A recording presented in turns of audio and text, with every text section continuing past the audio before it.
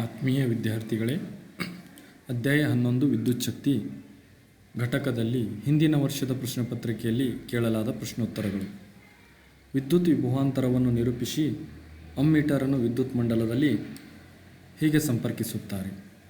ವಿದ್ಯುತ್ ಪ್ರವಾಹವಿರುವ ವಿದ್ಯುತ್ ಮಂಡಲದಲ್ಲಿ ಒಂದು ಏಕಮಾನ ಆವೇಶವನ್ನು ಒಂದು ಬಿಂದುವಿನಿಂದ ಇನ್ನೊಂದು ಬಿಂದುವಿಗೆ ತರುವಲ್ಲಿ ಆಗುವ ಕೆಲಸವನ್ನು ವಿದ್ಯುತ್ ವಿಭವಾಂತರ ಎನ್ನುವರು. ಅಮ್ಮೀಟರನ್ನು ವಿದ್ಯುತ್ ಮಂಡಲದಲ್ಲಿ ಸರಣಿ ಕ್ರಮದಲ್ಲಿ ಸಂಪರ್ಕಿಸುತ್ತಾರೆ. ವಿಭವಾಂತರದ ಅಂತಾರಾಷ್ಟ್ರೀಯ ಏಕಮಾನ ಯಾವುದು?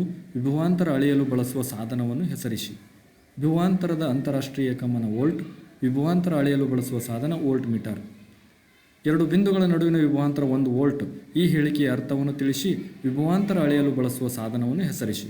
ಯಾವುದೇ ಅನುಕ್ರಮ ವಿದ್ಯುತ್ ವಾಹಕದ ಎರಡು ಬಿಂದುಗಳ ನಡುವೆ 1 ಕೂಲಾಂಬ್ ಆವೇಶವನ್ನು ಒಂದು ಬಿಂದುವಿನಿಂದ ಇನ್ನೊಂದು ಬಿಂದುವಿಗೆ ತರುವಲ್ಲಿ 1 ಜೌಲ್ ಕೆಲಸ ನಡೆದರೆ ಇದನ್ನು 1 ವೋಲ್ಟ್ ವಿಭವಾಂತರ ಎನ್ನುವರು. ವಿಭವಾಂತರ ಅಳೆಯಲು ಬಳಸುವ ಸಾಧನ ವೋಲ್ಟ್ ಮೀಟರ್. ಓಮ್ನ ನಿಯಮವನ್ನು ನಿರೂಪಿಸಿ. ಸ್ಥಿರವಾದ ತಾಪಮಾನದಲ್ಲಿ ವಿದ್ಯುತ್ ಮಂಡಲದಲ್ಲಿನ ಲೋಹದ ತಂತಿಯ ನಡುವಿನ ವಿಭವಾಂತರವು ಅದರ ಮೂಲಕ ಹರಿಯುವ ವಿದ್ಯುತ್ ಪ್ರವಾಹಕ್ಕೆ ನೇರ ಅನುಪಾತದಲ್ಲಿರುತ್ತದೆ. V=IR. ವಾಹಕದ ರೋಧವು ಯಾವ ಅಂಶಗಳ ಮೇಲೆ ಅವಲಂಬಿತವಾಗಿದೆ? ವಾಹಕದ ಉದ್ದ, ವಾಹಕದ ಅಡ್ಡ ಕೊಯ್ತ, ವಸ್ತುವಿನ ಪ್ರಾಕೃತಿಕ ಗುಣ, ವಸ್ತುವಿನ ತಾಪ. ಓಮ್ ಎಂಬುದು ಇದರ ಅಂತಾರಾಷ್ಟ್ರೀಯ ಏಕಮಾನ. ರೋಧ. ವಿದ್ಯುತ್ ಮಂಡಲದಲ್ಲಿ ಅಮ್ಮೀಟರ್ ಮತ್ತು ವೋಲ್ಟ್ ಮೀಟರ್ಗಳನ್ನು ಹೇಗೆ ಸಂಪರ್ಕಿಸುತ್ತಾರೆ? ವಿದ್ಯುತ್ ಮಂಡಲದಲ್ಲಿ ಈ ಉಪಕರಣಗಳ ಉಪಯೋಗವೇನು? ವಿಭವಾಂತರವನ್ನು ಅಳೆಯಲು ಬಳಸುವ ಉಪಕರಣ ವೋಲ್ಟ್ ಮೀಟರ್.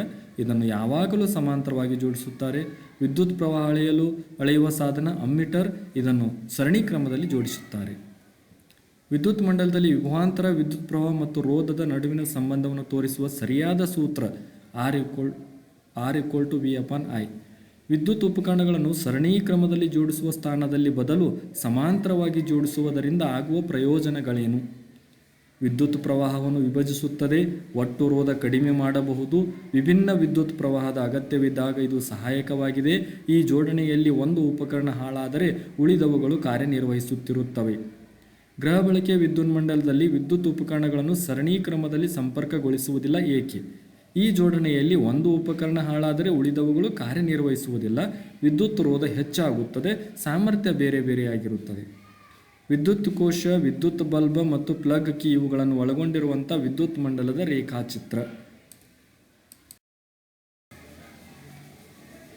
ರೋಧಶೀಲತೆಯ ಅಂತಾರಾಷ್ಟ್ರೀಯ ಏಕಮಾನ ಓಮೀಟರ್. ವಿದ್ಯುತ್ ಮಂಡಲದಲ್ಲಿ ರೋಧವನ್ನು ಬದಲಾಯಿಸಲು ಬಳಸುವ ಸಾಧನ ರಿಯೋಸ್ಟಾಟ್. ಅಮ್ಮೀಟರ್ ಮತ್ತು ವೋಲ್ಟ್ ಮೀಟರ್ಗಳನ್ನು ಒಳಗೊಂಡಿರುವ R1, R2, R3 ರೋಧಕಗಳನ್ನು ಸಮಾಂತರವಾಗಿ ಸಂಪರ್ಕಿಸಿರುವ ವಿದ್ಯುತ್ ಮಂಡಲದ ಚಿತ್ರ ಬರೆಯಿರಿ ಮತ್ತು ವಿದ್ಯುತ್ ಪ್ರವಾಹದ ದಿಕ್ಕನ್ನು ಗುರುತಿಸಿ. ಒಂದು ವಾಹಕದ ರೋಧ 27 ಓಮ್ ಆಗಿದೆ. ಅದನ್ನು 3 ಸಮಭಾಗಗಳಾಗಿ ಕತ್ತರಿಸಿ ಸಮಾಂತರವಾಗಿ ಜೋಡಿಸಿದಾಗ ಅದರ ಒಟ್ಟು ರೋಧ 9 ಓಮ್. R ರೋಧವನ್ನು ಹೊಂದಿರುವ ಒಂದು ಲೋಹದ ತಂತಿಯನ್ನು 3 ಸಮಾನ ಭಾಗಗಳಾಗಿ ಕತ್ತರಿಸಲಾಗಿದೆ. ನಂತರ ಈ ಭಾಗಗಳನ್ನು ಸಮಾಂತರವಾಗಿ ಸಂಪರ್ಕಿಸಲಾಗಿದೆ. ಈ ಸಂಯೋಜನೆಯ ಒಟ್ಟು ರೋಧ R' ಆದರೆ R:R' ನ ಬೆಲೆ 1:9. 30 ಓಮ್ ರೋಧವನ್ನು ಹೊಂದಿರುವ ಒಂದು ವಿದ್ಯುತ್ ದೀಪ ಮತ್ತು 6 ಓಮ್ ರೋಧವನ್ನು ಹೊಂದಿರುವಂಥ ಒಂದು ವಾಹಕವನ್ನು ಸರಣಿಯಲ್ಲಿ 9 ವೋಲ್ಟ್ ಶುಷ್ಕ ಕೋಶದೊಂದಿಗೆ ಜೋಡಿಸಿದಾಗ ಮಂಡಲದಲ್ಲಿ ಪ್ರವಹಿಸುವ ಒಟ್ಟು ವಿದ್ಯುತ್ ಪ್ರವಾಹ 0.25 ಆಂಪೇರ್. ಕೆಳಗಿನ ಕೋಷ್ಟಕವನ್ನು ಗಮನಿಸಿ. ಇವುಗಳಲ್ಲಿ ಅತ್ಯುತ್ತಮವಾದ ವಿದ್ಯುತ್ ವಾಹಕ ಯಾವುದು? M. ಏಕೆಂದರೆ ಇದರ ರೋಧಶೀಲತೆಯು ಕಡಿಮೆ ಇರುತ್ತದೆ. ರೋಧಶೀಲತೆ ಕಡಿಮೆ ಹೊಂದಿರುವುದು ಅತ್ಯುತ್ತಮ ವಿದ್ಯುತ್ ವಾಹಕವಾಗಿರುತ್ತದೆ. ವಿದ್ಯುತ್ ಹೀಟರ್ನ ಸುರುಳಿಯ ರೋಧವು 110 ಓಮ್ ಆದರೆ 220 ವೋಲ್ಟ್ ಮೂಲದಿಂದ ವಿದ್ಯುತ್ ಹೀಟರ್ನ ಸುರುಳಿಯು ಸೆಳೆಯುವ ವಿದ್ಯುತ್ ಪ್ರವಾಹ 2 ಆಂಪೇರ್. ಒಂದು ಬಲ್ಬ್ನ ಮೇಲೆ 220 ವೋಲ್ಟ್ ಮತ್ತು 40 ವ್ಯಾಟ್ ಎಂದು ಗುರುತು ಮಾಡಲಾಗಿದೆ. ಆ ಬಲ್ಬ್ನಲ್ಲಿ ಹರಿಯುವ ವಿದ್ಯುತ್ ಪ್ರವಾಹ ಮತ್ತು ಅದರ ರೋಧವನ್ನು ಕಂಡುಹಿಡಿಯಿರಿ. I=P/V. ವಿದ್ಯುತ್ ಪ್ರವಾಹ ಸಾಮರ್ಥ್ಯ ವಿಭವಾಂತರ 40/220 0.18 ಆಂಪೇರ್. R=V/I. V ಅಂದರೆ 220, I ಅಂದರೆ 0.18 1222. ಕೊಟ್ಟಿರುವ ವಿದ್ಯುತ್ ಮಂಡಲವನ್ನು ಗಮನಿಸಿ. ಮಂಡಲದಲ್ಲಿ ಒಟ್ಟು ರೋಧವನ್ನು ಮತ್ತು ಮಂಡಲದಲ್ಲಿ ಹರಿಯುತ್ತಿರುವ ಒಟ್ಟು ವಿದ್ಯುತ್ ಪ್ರವಾಹವನ್ನು ಲೆಕ್ಕಾಚಾರ ಮಾಡಿ. R1, R2, R3 1/Rp = 1/R1 + 1/R2 + 1/R3 1/2 + 1/4 + 1/4 ಮಾಡಿದಾಗ ಉತ್ತರ 1 ಓಮ್ ಬರುತ್ತದೆ ರೋಧ. Rp + R4 1 ಪ್ಲಸ್ 5 ಒಟ್ಟು ರೋಧ 6. I equal to V upon R, 6 upon R equal to 1 ampere. ಕೊಟ್ಟಿರುವ ವಿದ್ಯುತ್ ಮಂಡಲದಲ್ಲಿ ಗಮನಿಸಿ ಮಂಡಲದ ಒಟ್ಟು ರೋಧ ಮತ್ತು ಮಂಡಲದಲ್ಲಿ ಹರಿಯುವ ಒಟ್ಟು ವಿದ್ಯುತ್ ಪ್ರವಾಹ ಲೆಕ್ಕಾಚಾರ ಮಾಡಿ.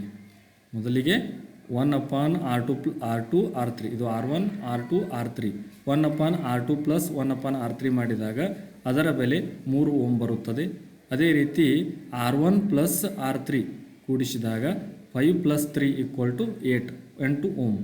I equal to V upon R equal to 24 upon 8 3 ampere. ಜೌಲ್ನ ಉಷ್ಣೋತ್ಪಾದನಾ ನಿಯಮವನ್ನು ನಿರೂಪಿಸಿ ಈ ನಿಯಮವನ್ನು ಆಧರಿಸಿ ಕಾರ್ಯನಿರ್ವಹಿಸುವ 2 ಸಾಧನಗಳನ್ನು ಹೆಸರಿಸಿ. ರೋಧಕದಲ್ಲಿ ಉತ್ಪತ್ತಿಯಾದ ಉಷ್ಣವು H. ಕೊಟ್ಟಿರುವ ರೋಧದಲ್ಲಿ ಪ್ರವಹಿಸುತ್ತಿರುವ ವಿದ್ಯುತ್ ಪ್ರವಾಹದ ವರ್ಗಕ್ಕೆ ನೇರಾನುಪಾತದಲ್ಲಿರುತ್ತದೆ. ಕೊಟ್ಟಿರುವ ವಿದ್ಯುತ್ ಪ್ರವಾಹಕ್ಕೆ ರೋಧವು ನೇರಾನುಪಾತದಲ್ಲಿರುತ್ತದೆ. ರೋಧಕಗಳ ಮೂಲಕ ಹರಿಯುವ ವಿದ್ಯುತ್ ಪ್ರವಾಹದ ಕಾಲಕ್ಕೆ ನೇರಾನುಪಾತದಲ್ಲಿರುತ್ತದೆ. H equal to I²RT.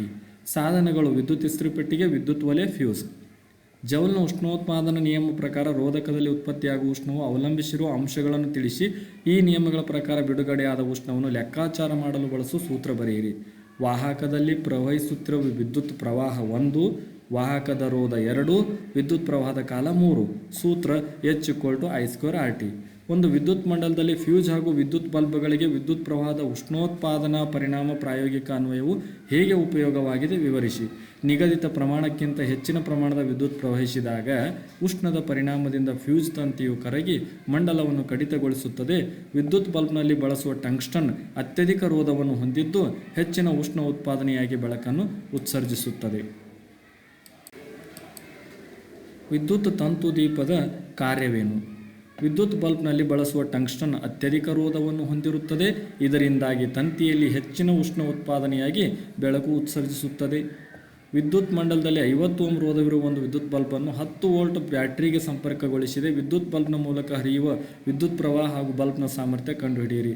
I equal to V upon R, 10 upon 50 equal to 0.2 ampere. P equal to V into I, 10 into 0.2 watt. ವಿದ್ಯುತ್ ಸಾಮರ್ಥ್ಯ ಎಂದರೇನು ಅದನ್ನು ಕಂಡುಹಿಡಿಯುವ ಸೂತ್ರಗಳನ್ನು ಬರೆಯಿರಿ. ಕೆಲಸ ಮಾಡುವ ದರ ಅಥವಾ ಶಕ್ತಿಯ ಬಳಕೆಯ ದರವನ್ನು ಸಾಮರ್ಥ್ಯ ಎನ್ನುವರು. P equal to VI, P equal to I²R, P equal to V² upon R. 400 watt ಸಾಮರ್ಥ್ಯದ ರೆಫ್ರಿಜಿರೇಟರ್ ದಿನಕ್ಕೆ 8 ಗಂಟೆಗಳ ಕಾಲ ಬಳಕೆಯಾಗುತ್ತದೆ.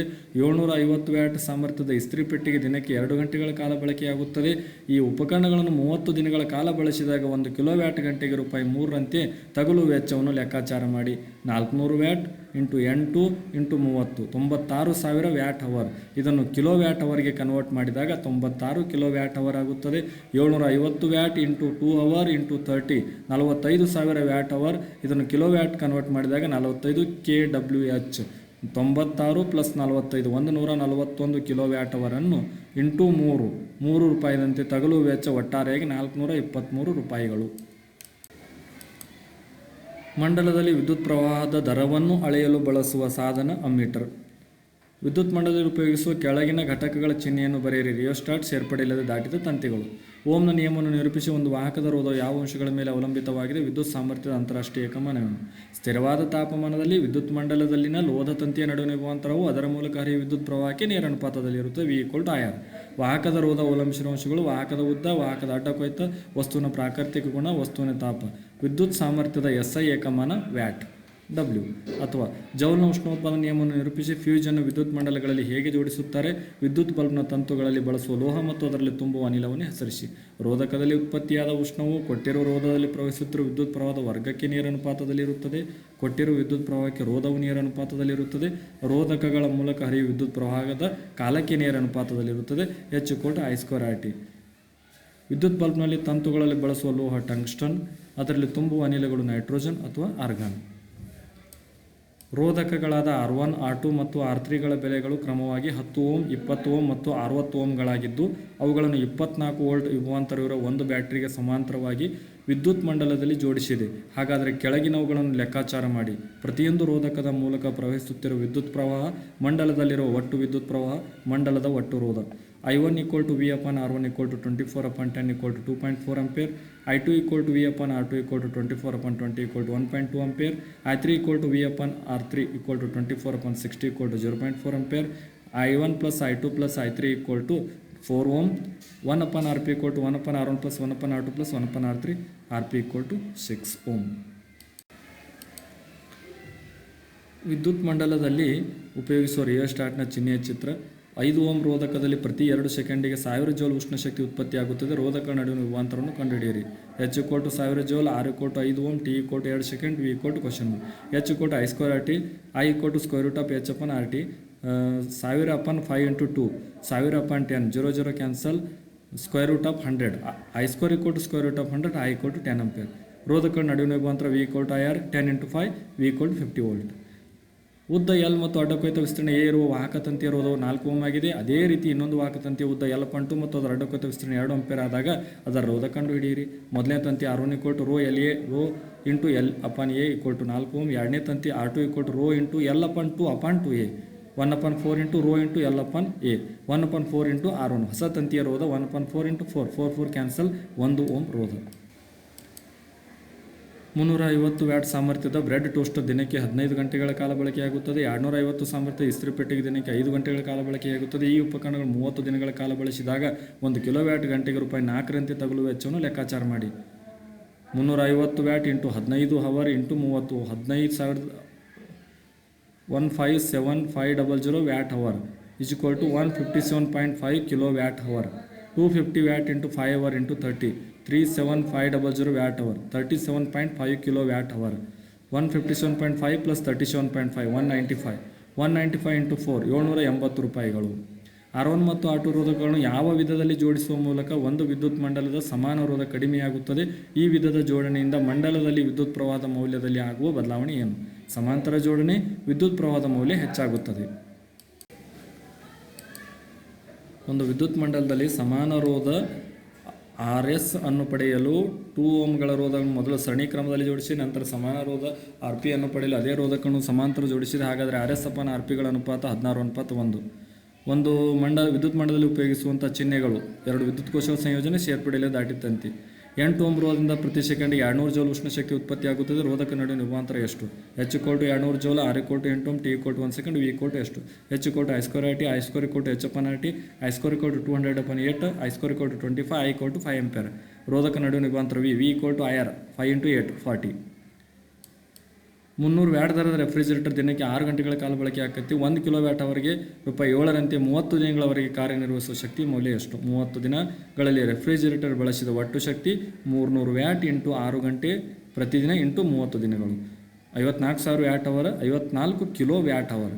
1 ಕಿಲೋ ವ್ಯಾಟ್ ಅವರಿಗೆ 7 ರಂತೆ 30 ದಿನಗಳವರೆಗೆ ರೆಫ್ರಿಜರೇಟರ್ ಬಳಸಿದ ಒಟ್ಟು ಶಕ್ತಿ 54 ಕಿಲೋ ವ್ಯಾಟ್ ಅವರ್ × 7, ₹378. ಒಂದು ವಿದ್ಯುತ್ ಮಂಡಲದಲ್ಲಿ ಉಪಯೋಗಿಸುವ ಚಿಹ್ನೆಗಳು: ವೋಲ್ಟ್ ಮೀಟರ್, ಸೇರ್ಪಡೆಯಿಲ್ಲದೆ ದಾಟಿದ ತಂತಿಗಳು. ವಾಹಕದ ರೋಧ ಎಂದರೇನು? ವಾಹಕದ ರೋಧ ಯಾವ ಅಂಶಗಳ ಮೇಲೆ ಅವಲಂಬಿತವಾಗಿದೆ? ವಾಹಕದಲ್ಲಿ ಪ್ರವಹಿಸುವ ಆವೇಶಗಳ ಪ್ರವಾಹವನ್ನು ವಿರೋಧಿಸುವ ವಾಹಕದ ಗುಣವನ್ನು ರೋಧ ಎನ್ನುವರು. ವಾಹಕದ ರೋಧ ಅವಲಂಬಿಸಿರುವ ಅಂಶಗಳು: ವಾಹಕದ ಉದ್ದ, ವಾಹಕದ ಅಡ್ಡಕೊಯ್ತ, ವಸ್ತುವಿನ ಪ್ರಾಕೃತಿಕ ಗುಣ, ವಸ್ತುವಿನ ತಾಪ. ವಿದ್ಯುತ್ ಉಪಕರಣಗಳನ್ನು ಸರಣಿ ಕ್ರಮದಲ್ಲಿ ಜೋಡಿಸುವ ಬದಲು ಸಮಾಂತರವಾಗಿ ಜೋಡಿಸುವುದು ಪ್ರಯೋಜನಕಾರಿಯಾಗಿದೆ, ಏಕೆ? ವಿವರಿಸಿ. ಸಮಾಂತರ ಮಂಡಲವು ಸಂಪರ್ಕಗೊಂಡ ವಿದ್ಯುತ್ ಉಪಕರಣಗಳ ಮೂಲಕ ವಿದ್ಯುತ್ ಪ್ರವಾಹ ವಿಭಜಿಸುತ್ತದೆ. ನಿರ್ದಿಷ್ಟವಾಗಿ ಪ್ರತಿಯೊಂದು ವಿದ್ಯುತ್ ಉಪಕರಣವು ವಿಭಿನ್ನ ರೋಧವನ್ನು ಹೊಂದಿರುವಾಗ ಮತ್ತು ಸರಿಯಾಗಿ ಕಾರ್ಯನಿರ್ವಹಿಸಲು ವಿಭಿನ್ನ ವಿದ್ಯುತ್ ಪ್ರವಾಹದ ಅಗತ್ಯವಿರುವ ಸಂದರ್ಭಗಳಲ್ಲಿ ಇದು ಸಹಾಯಕವಾಗಿದೆ. ಆದರೆ ಈ ಜೋಡಣೆಯಲ್ಲಿ ಒಂದು ಉಪಕರಣ ಹಾಳಾದರೆ ಉಳಿದವುಗಳು ಕಾರ್ಯನಿರ್ವಹಿಸುತ್ತಿರುತ್ತವೆ.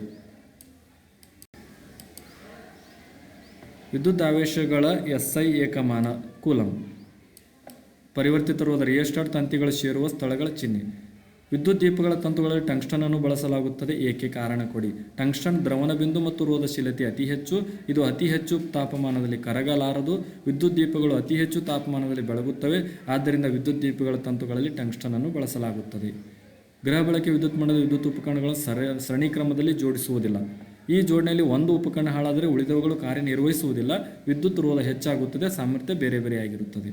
ವಿದ್ಯುತ್ ಮಂಡಲಗಳಲ್ಲಿ ಫ್ಯೂಸ್ನ ಜೋಡಣೆ ಅವಶ್ಯಕ, ಏಕೆ? ವಿವರಿಸಿ. ಫ್ಯೂಸ್ ಒಂದು ಸುರಕ್ಷಾ ಸಾಧನವಾಗಿದ್ದು ಅತಿ ಹೆಚ್ಚಿನ ವಿದ್ಯುತ್ ಪ್ರವಾಹವು ವಿದ್ಯುತ್ ಮಂಡಲಗಳ ಹಾಗೂ ವಿದ್ಯುತ್ ಉಪಕರಣಗಳ ಮೂಲಕ ಪ್ರವಹಿಸದಂತೆ ತಡೆದು ಅವುಗಳನ್ನು ರಕ್ಷಿಸುತ್ತದೆ. ಇದು ಸೂಕ್ತ ದ್ರವಣ ಬಿಂದು ಹೊಂದಿರುವ ಲೋಹ ಅಥವಾ ಮಿಶ್ರಲೋಹದ ತಂತಿಯಿಂದ ಮಾಡಲ್ಪಟ್ಟಿದ್ದು ವಿದ್ಯುತ್ ಉಪಕರಣಗಳೊಂದಿಗೆ ಸರಣಿ ಕ್ರಮದಲ್ಲಿ ಇರಿಸಲ್ಪಟ್ಟಿರುತ್ತದೆ. ನಿಗದಿತ ಪ್ರಮಾಣಕ್ಕಿಂತ ಹೆಚ್ಚಿನ ವಿದ್ಯುತ್ ಪ್ರವಾಹವು ಪ್ರವಹಿಸಿದಾಗ ಫ್ಯೂಸ್ ತಂತಿಯ ತಾಪವು ಹೆಚ್ಚಾಗುತ್ತದೆ. ಇದು ಫ್ಯೂಸ್ನ ತಂತಿಯನ್ನು ಕರಗಿಸಿ ಮಂಡಲವನ್ನು ಕಡಿತಗೊಳಿಸುತ್ತದೆ. ಆದ್ದರಿಂದ ವಿದ್ಯುತ್ ಮಂಡಲಗಳಲ್ಲಿ ಫ್ಯೂಸ್ನ ಜೋಡಣೆ ಅವಶ್ಯಕ. ಕೆಳಗಿನ ವಿದ್ಯುತ್ ಮಂಡಲವನ್ನು ಗಮನಿಸಿ. ಆರ್ ಓಮ್ ಹೊಂದಿರುವಂಥ ತಂತಿಯನ್ನು ಎಕ್ಸ್ ಮತ್ತು ವಾಯ್ಗಳ ನಡುವೆ ಸಂಪರ್ಕಿಸಿದಾಗ ಅಮ್ಮೀಟರ್ನ ಸೂಚ್ಯಂಕ 3 ಆಂಪಿಯರ್ ಆಗಿದೆ. ಇದೇ ಮಂಡಲದಲ್ಲಿ ಆರ್ ಓಮ್ ರೋಧವಿರುವ ತಂತಿಯನ್ನು 2R ಓಮ್ ರೋಧವಿರುವ ತಂತಿಯನ್ನು ಬದಲಾಯಿಸಿದಾಗ ಅಮ್ಮೀಟರ್ನ ಸೂಚ್ಯಂಕವನ್ನು ಊಹಿಸಿ ನಿಮ್ಮ ಉತ್ತರಕ್ಕೆ ವೈಜ್ಞಾನಿಕ ಕಾರಣವನ್ನು ಕೊಡಿ. R = R ohm, I = 3 ampere ಆದರೆ V = IR, V = 3 ampere into R 3R. R ohm ಅನ್ನು 2R ಓಮ್ನಿಂದ ಬದಲಾಯಿಸಿದಾಗ R = 2R ಓಮ್, I = ಎಷ್ಟು? V = 3R, V = IR, I = V/R, 3R/2R, R cancel, 3/2 1.5 ampere. ಅಮ್ಮೀಟರ್ನ ಸೂಚ್ಯಂಕವು 1.5 ಆಂಪಿಯರ್. ಕಾರಣ ರೋಧವನ್ನು ದ್ವಿಗುಣಗೊಳಿಸಿದರೆ ವಿದ್ಯುತ್ ಪ್ರವಾಹ ಅರ್ಧದಷ್ಟಾಗುತ್ತದೆ. ಅಮ್ಮೀಟರ್ನ ಸೂಚ್ಯಂಕ 1.5 ಆಂಪಿಯರ್, ರೋಧವನ್ನು ದ್ವಿಗುಣಗೊಳಿಸಿದರೆ ವಿದ್ಯುತ್ ಪ್ರವಾಹ ಅರ್ಧದಷ್ಟಾಗುತ್ತದೆ. ಧನ್ಯವಾದಗಳು.